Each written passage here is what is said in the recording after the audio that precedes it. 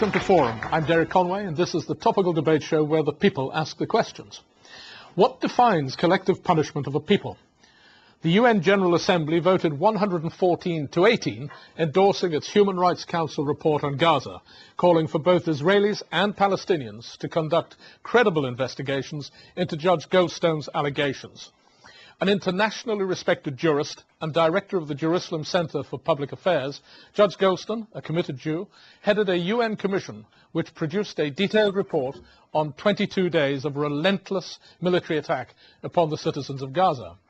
He was deeply critical of both Israeli and Hamas forces. From the outset, the Israeli government refused to cooperate with the inquiry, and now the world community waits to see how those this report condemns for crimes against humanity will be brought to justice. The attacks on Gaza resulted in over 1,300 civilian deaths and countless casualties as thousands of homes, hospitals and schools were bombarded by the Israeli Defense Forces, who lost 9 soldiers, 4 of them to friendly fire. The disparity between the deaths of 5 Israeli soldiers and 1,300 civilians caused ex-US President Jimmy Carter to question how Israel's American-supplied precision targeting equipment caused so much destruction and loss of civilian life. So tonight on Forum, the Gaza conflict, is the Goldstone Report fair, and how should its recommendations be implemented? To discuss all this, an exciting panel.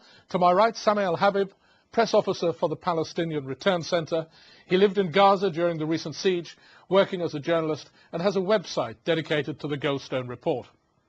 To his right, Afur Hers, legal affairs correspondent at the Guardian newspaper. To my left, Eric Lee, a journalist and author who has previously served as an Israeli army reservist. And to his left, Richard Stone, president of the Jewish Council for Racial Equality. Welcome to you all.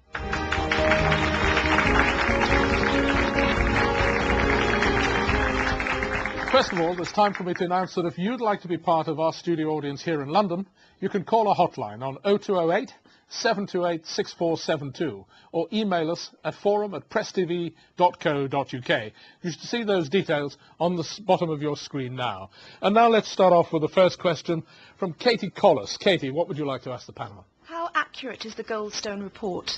Well, this will be a good general one to get us going. How accurate is the Goldstone Report? Richard, what is your feeling on My that? feeling is very difficult for me because I live in this country and all my activities are in this country. I've been to the Middle East sometimes on occasions, not enough to understand entirely what's going on there. The great thing for me is that Goldstone has got such a reputation from his time in South Africa, and that I hope that therefore that he's given a report which seems to, what I have read of it, I haven't read the whole report because it's not my field particularly. I'm really concerned about relationships between people in this country and how we can actually contribute to help those two peoples in the Middle East, Palestinians and the Israelis, to get some sort of resolution from all the conflict that's going on there. So from our point of view, one of the things I'd like to do, for example, why don't we get some Muslims and the Jews working so closely together that we can actually lobby the British Foreign Office together rather than separately, which is what happens at the moment, those sorts of things. So from my point of view, I think because it's Judge Goldstone, I think it's probably likely to have a good validity. I'm delighted that he actually has focused on Hamas as well as the Israeli government and their actions, which does show that there's going to be a bit of bilateral views on this, because I think if we talk about one side only, we're always going to be taking sides, and those who take sides make sides. Sammy, you've got personal experience of this as well as you cover Goldstone Report on your website.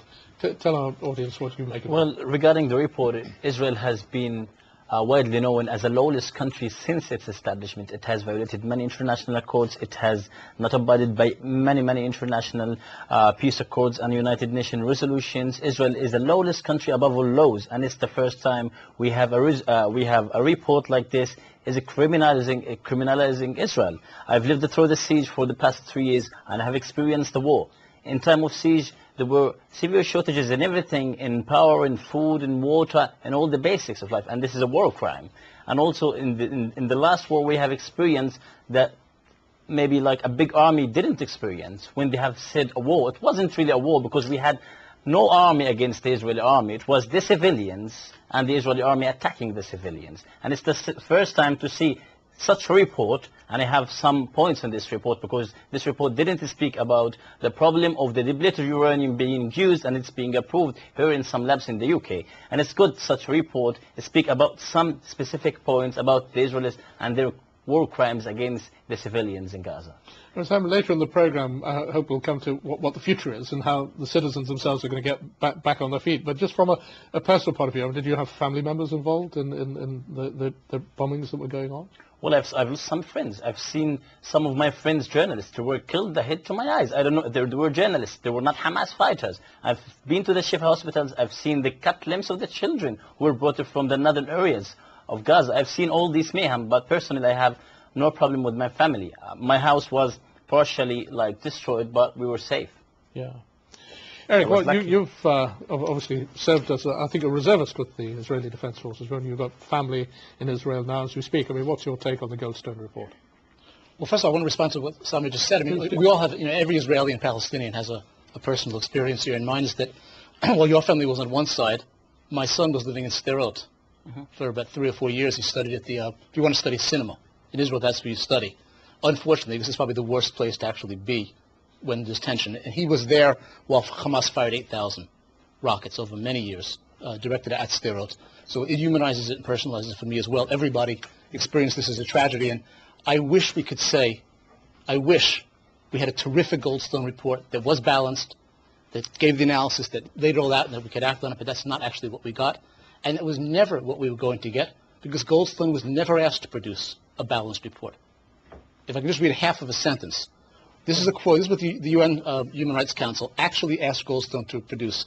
It was to investigate all violations of international human rights law and international humanitarian law by the occupying power Israel against the Palestinian people throughout the occupied Palestinian territory, particularly in the occupied Gaza Strip, due to the current aggression, and calls upon Israel not to obstruct the process of investigation.